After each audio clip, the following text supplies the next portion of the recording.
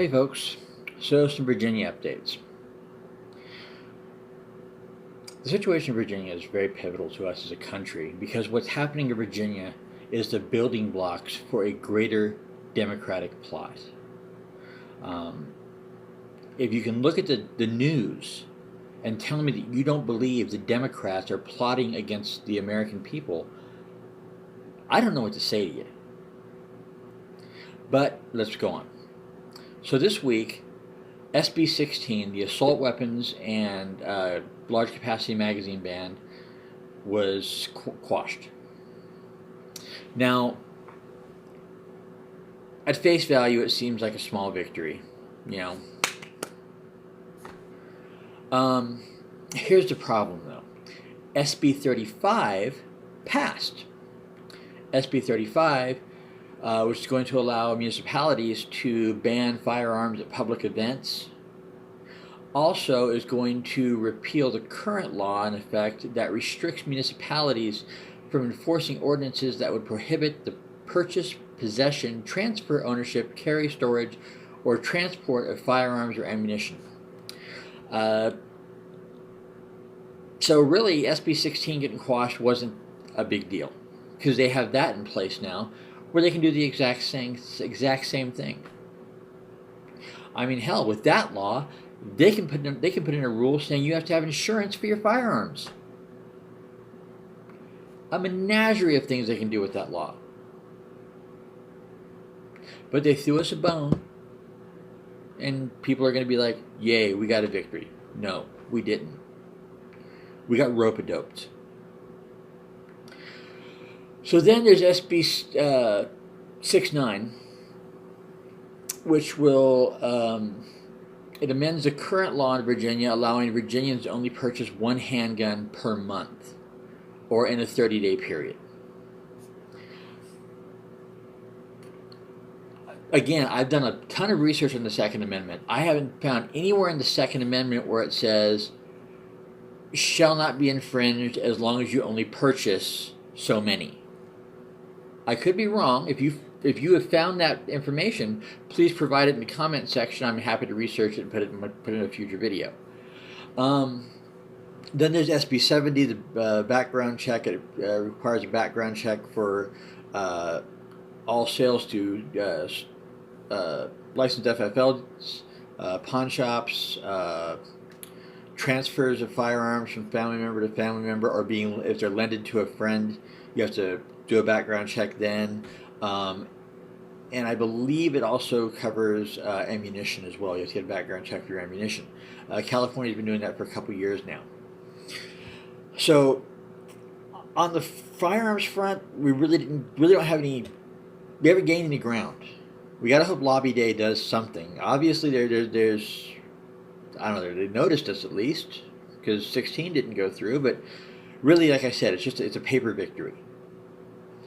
The VCDL is doing their best. Lobby Day is essential. And understand, they want something bad to happen on Lobby Day. Now, the VCDL is not telling you can't carry your guns. They're not saying that to you. But they are saying that, guns distract. The press is out there looking for that presence. Like I said in my previous video, we want positive attention. We want the American people to see our movement as something positive, not a bunch of angry individuals who can't come together on one simple principle. You got all these guys out there on the web right now. There's a video of some guy talking to the VCDL and stomping his feet, telling him, "You ain't gonna tell me I can't bring my guns." Yes, it's their state. This is their fight. It's okay to want to help Virginia, but we need to do it on their terms. Period. Now, looking farther into this, like I said, the right-hand situation.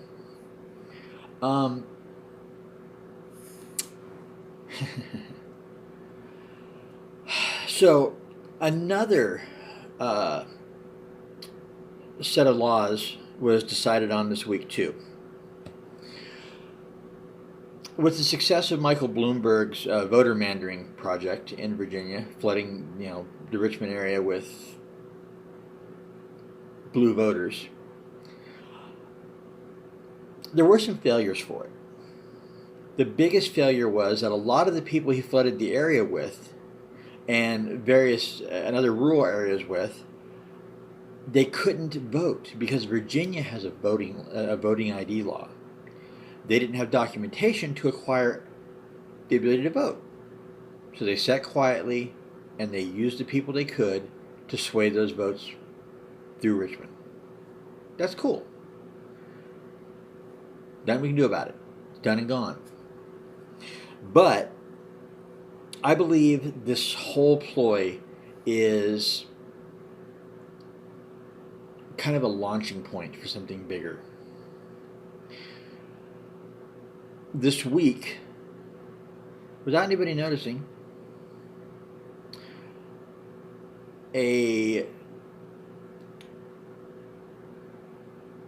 representative from Virginia, Joseph C. Lindsay, pushed forward HB 19, the effort to repeal the photo ID requirement for voting in Virginia.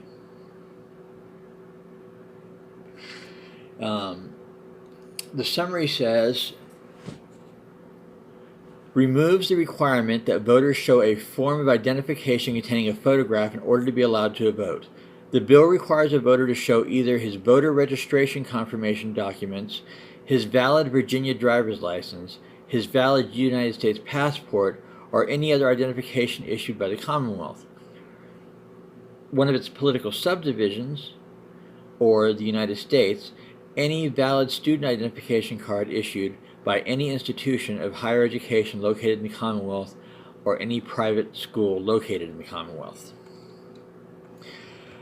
Any valid employee identification card containing a photograph of the voter and issued by an employer of the voter in the ordinary course of the employer's business, or a copy of the current utility bill, bank statement, government check, paycheck, or other government document that shows the name and address of the voter.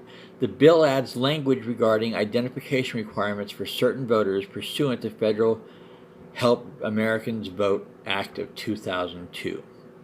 So basically what it's going to do is it's going to add the ability for you to bring your utility bill to the polling place and vote with that. Now the problem with that is you don't have to be a citizen to get a utility bill. You don't have to be a citizen to get a student ID. You don't have to be a citizen to get a driver's license.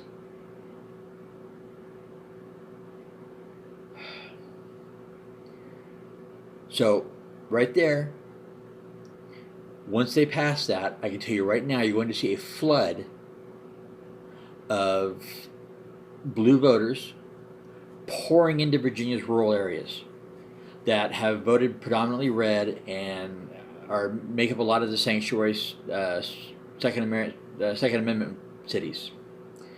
Okay, cool. We've identified that. But why? What's the point of it? What is the point of it? Okay, well, we got to go back to another agenda the Democrats have had for the last 2 years. And that's another bill they're trying to push through in Virginia that has nothing to do with guns and no one's paying attention to. HB 177, the Presidential Electors National Popular Vote Compact Act. It reads, this enters Virginia into an interstate compact known as the Agreement among the States to elect the President by National Popular Vote. Article 2 of the Constitution of the United States gives the states exclusive and plenary authority to decide the manner of awarding their electoral votes. Under the compact, Virginia agrees to award its electoral votes to the presidential ticket that receives the most popular votes in all 50 states and the District of Columbia. The compact goes into effect when states cumulatively possessing a majority of the electoral votes have joined the compact, A state may withdraw from the compact. However, a withdrawal occurring within 6 months of the end of the president's term shall not become effective until a president or vice president is qualified to serve the next term. Now, this bill is still being decided. It's close to going to the governor's desk. It was pre-filed in December the 26th. On the 26th, it was referred to the Committee on Privileges and Elections, and on the 13th of this month, it was assigned to PNF Subcommittee Constitutional Amendments to be pushed into the Virginia Constitution. So you have a bill that's going to make it easier for illegal aliens to vote, and another bill that adds Virginia to the National Popular Vote Compact. So all of this that's going on, the Second Amendment sanctuaries, all of that, if this goes through, it is for naught. It doesn't matter. And it won't end there. Because as soon as they take Virginia, they're going to flood over into every other place they can. Liberalism is like a cancer. I can tell you, California used to be a fairly conservative place to live. And then it got stage 3 liberalism, and everything went to hell. They want to get as many votes on this National Popular Vote Compact as they can. It doesn't matter that none of their candidates are worth a crap. It doesn't. I mean, it's going to be, if whether it's Bernie or Sleepy Joe or Pocahontas, it doesn't matter. It's going to be entertaining to watch Trump trounce him. But at the end of the day, all they have to do is in the next 9 months flood enough states with blue voters to turn that popular vote. It's all that matters. Folks, we got to start watching our politicians more closely. All of this information is right on the Virginia legislature site. And there's other states that have the same kind of crap laws being pushed through. If you have any comments or questions, feel free to hit us up in the comment section. We're happy to answer them. As always, folks, be decent to each other. We're all in this together.